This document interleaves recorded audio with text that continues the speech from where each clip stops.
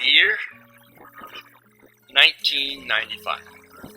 We were doing a film on Reichstag, 95, 2 years before the World Trade Center had been attacked. We had a little bit of private conversation about who did the first World Trade Center bombing.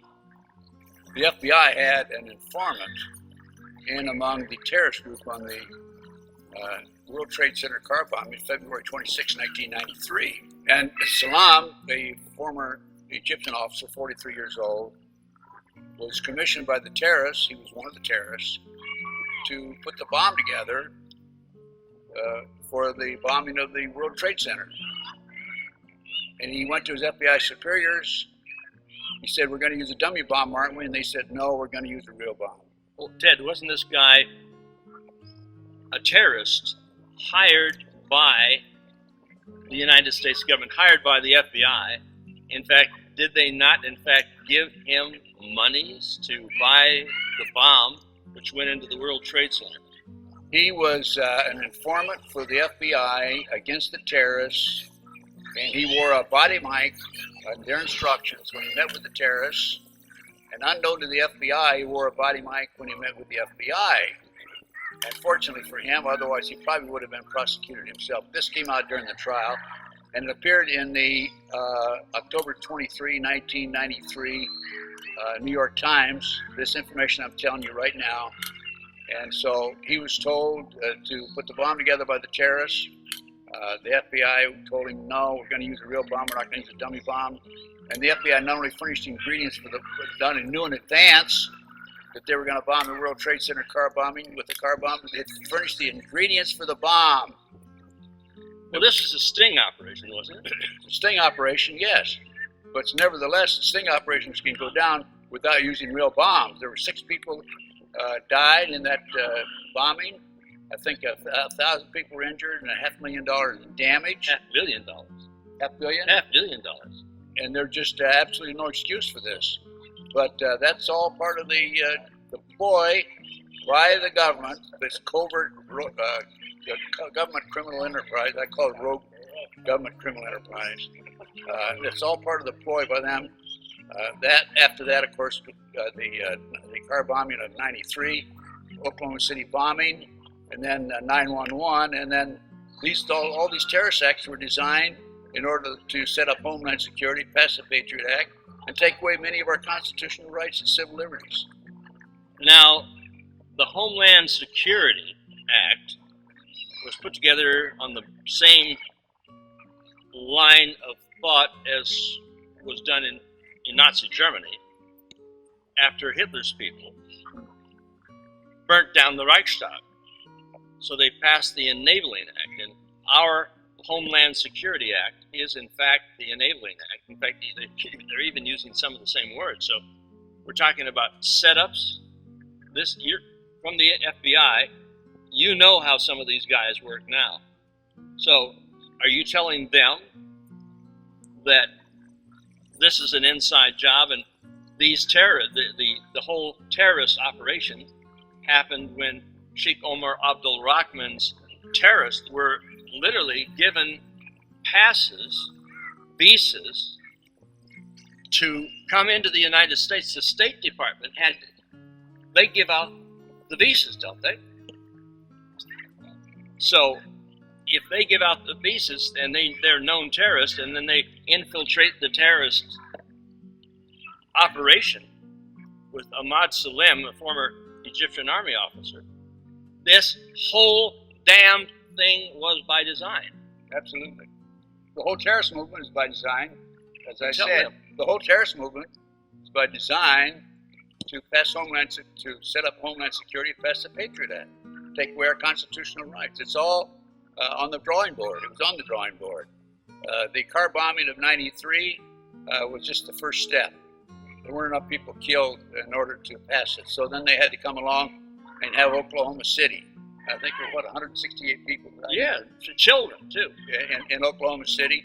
And at Dayton Nursery there, the ATF agents' children were not in the nursery that day. Oklahoma City bombing was not by a fertilizer bomb. That's ridiculous. fertilizer bomb they used to blow up stumps in the back of the farmer's yard. This was by a bomb known as electrohydrodynamic gaseous fuel device, otherwise known as a barometric bomb. The barometric bomb was a highly classified bomb by the government, designed by a CIA scientist named Michael Riconosciuto and manufactured by Hercules Manufacturing, Silicon Valley, California. We're talking about a daisy bomb? Well, Is that what they call it? yes, I'd say you could say a daisy bomb. I think it's one of the words for it, but I call it a barometric bomb. And this is so powerful and was tested in 1982 that one of the scientists, one of the technicians died, another one was seriously injured. The barometric bomb was one that was used in Oklahoma City. Now I gained access to the contract number of the barometric bomb through a science magazine. And I wrote to Picatinny Arsenal in New Jersey, where they keep the contracts, which are public source information, and asked for that contract of that bomb, and they came back and said there's no such contract. Yet I had the contract number available to me, and I've since written them again, and they still claim there's no such bomb available. But there was such a bomb, because I personally know Michael Riconosciuto, who developed it, and I have personal knowledge and visited the Hercules manufacturing in Silicon Valley. So that was all part of the master plan. And Lee Harvey McVeigh. Lee Harvey McVeigh. Lee Harvey McVeigh. You know, Lee Harvey Oswald. He was a government agent. Lee Harvey McVeigh, actually Timothy McVeigh, wrote a letter to his sister when he was in prison, and told his sister he'd been recruited by the CIA to work on the assassination squad for the CIA, and also to work on the CIA drug operation. Now, the CIA, of course, is the enforcement arm of the CFR. I'm taking a look at the death dumps that are flying over here. In fact, we did a thing right in the park here in Los Angeles. And in the background, there were death dumps. There are death dumps over us today. Just like the air of Auschwitz. This is Easter Sunday. They don't let up. This is the day that Christians, like myself, celebrate for the birth of Christ, the rebirth of Christ. And these people are trying to kill, maim, destroy, sicken the people of the planet, right? That's right, absolutely right. It's all part of the master plan. And then, of course, after Oklahoma City, we had 911. And by the way, going back to Oklahoma City, Terry Nichols, who's co-defendant with McVeigh, has filed an affidavit in the U.S. District Court in Salt Lake City, claiming that Larry Potts, number 2 man in the FBI, was the person who orchestrated Oklahoma City. Larry Potts. Number 2 man in the FBI. I call it the FBI, my friend. We've been friends for 35 years. And when I first met him, I said, my mother introduced me. I said, I was in the FBI at the time. He was head of the FBI at the time. In 1995, Ted and I were talking across from each other in front of a camera, saying that I don't want to put words in your mouth. What did you say? We're going to have another terrorist attack. Tell them. I said I predicted another terrorist attack because the Patriot Act did not pass after Oklahoma City, and therefore they needed another terrorist act in order to get it passed, which they did, and which occurred, 911. And then we have the Homeland Security and the Patriot Act passed by Congress. By the way, the Patriot Act was originally written under the George Bush Senior administration, and one of the women authors, the Department of Justice attorney, said that people would have to be killed before this passes. Well, what happened, as you know, 911 people were finally killed, enough people killed that it passed. Now, the original bill had been reviewed by the Judiciary Committee in Congress and approved, and at 3:45 a.m. the morning that it was to be voted on by Congress, George Bush Jr., Baby Bush I call him, came in and slipped in the current bill that was passed, which was not read by the Judiciary Committee. So what that means is that the members of the Congress passed the bill without even reading it, thinking that the Judiciary Committee had approved it. Well, there was a Vietnamese communist. Vietnamese communists wrote the bill. That's what was supposed to protect you, right? He was That bill. He was a Department of Justice attorney. This is Hitler's law, the Enabling Act, to transfer it into English, of course. There were some minor changes, but essentially the same thing. Not to protect the people, but to enslave the people. Not to give them more rights or to protect their rights or your right for anything, but to take it away. And we were having this discussion in 1995.